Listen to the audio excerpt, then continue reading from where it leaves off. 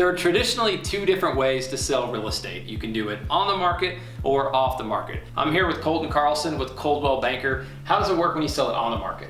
Traditionally, on-market deals are for sellers that are ready to sell their house. The house is market ready, no repairs really need to be done. The house has been habitable, they've been living in it, and is ready to be sold to the next buyer. There are off-market opportunities though, and that's kind of where Casey comes in, and he can bridge that gap and help us out with getting a house ready to go to the market. Yeah, absolutely. So off-market is typically these houses that are not marketable, as you mentioned. They're not going to get financing. They need a lot of work. There's going to be a lot of hair on them, right? So those properties though, we have to buy at a pretty big discount. As investors, we have to buy it at, not only we have to pay for the purchase price, plus the repairs and like all the holding costs, but we're also gonna have like opportunity costs and just the risk, right? If you're gonna invest that amount of money, you gotta have a big enough profit to justify the risk. So those offers are always gonna be the lowest versus the retail offers are typically higher.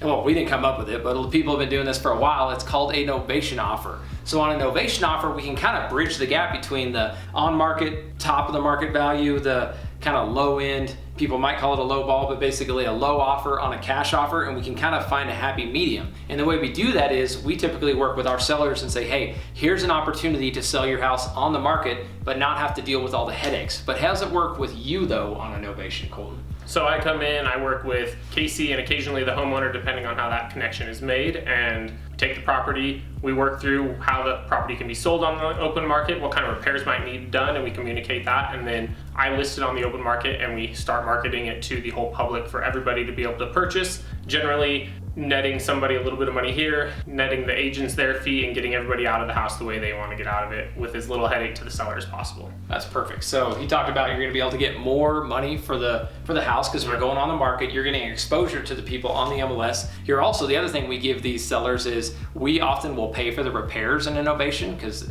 a lot, especially in today when the market's kind of pulled back a little bit and there's less buyers are expecting repairs, and they're getting through inspections is a challenge. I have this conversation every day. So what we do is we help those sellers we make the repairs for them so they don't have to deal with it. They also don't have to interface with the agent and do all that negotiating if they don't want to.